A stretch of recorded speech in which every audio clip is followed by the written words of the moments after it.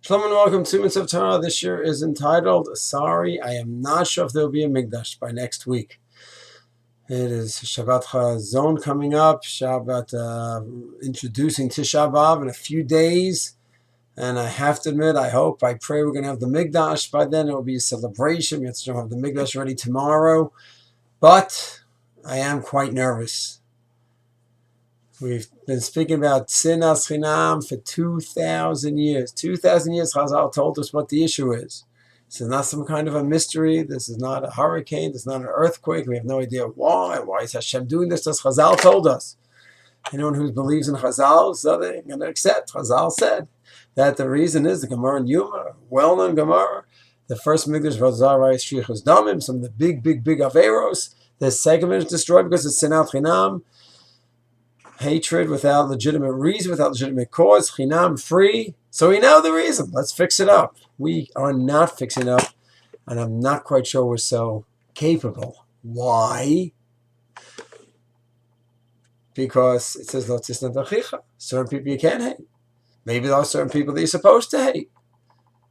Let's say you have sinah, not against an individual, but against a movement that's destroying Judaism.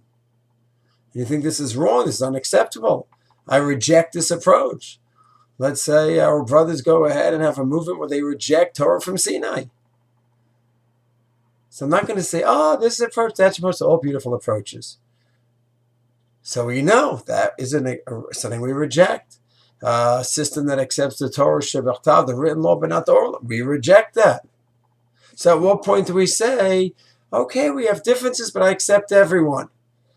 The Netziv spoke about that the Sinas Chinam means that you reject people who call them apikoros when you shouldn't. Yeah, but maybe there's approaches that we have to call apikoros. What are you going to do?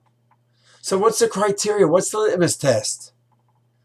So I appreciate the Netziv telling us that the issue is not that I'm mean to people, I don't give people lifts, I don't have a Gemilas Chasadim. We have so many Gemachs in Klal Yisrael. We help each other out. We're amazing.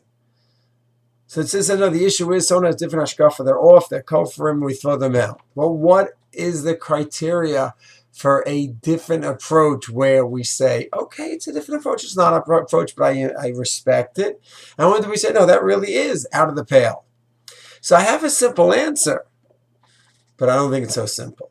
My answer is very simple. Any group that embraces the 13 principles of faith, the Yigim Ikarim, Ani Mamin, Yigdal. Yigdal is a song form of the Yigim Ikarim, 13 principles of faith.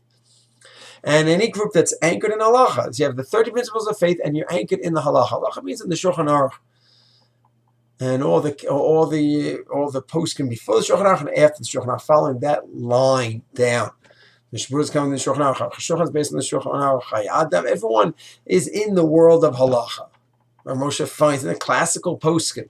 So once you have 13 principles of faith and the 13 and you have the anchor in halacha, then you're good to go. So we have arguments. Some might have been an argument 100 years ago. Do you introduce Musar or not? Argument, do you work with the non from Tzionim? Not. But I mean, everyone is agreeing you anchored in halacha, the 13 principles of faith. So if that's the case, sounds very good. You can have these kind of Hasidim and this group and the Litvish and Sfardim and all different groups, all different camps. And no reason to reject anyone. It sounds good. But apparently we don't have this down. Either everyone agrees with my approach, we're just not very good at it, or the approach that I'm espousing right now, for who's in the fold and who's rejected, that is not accepted, this approach. And I think that's what's going on. The approach that I'm espousing, that any group is within the 13 principles of faith and anchored in halacha. So yes, there's arguments that come in every generation. Hasidus, Misnagdim, Ramchal was a controversial issue.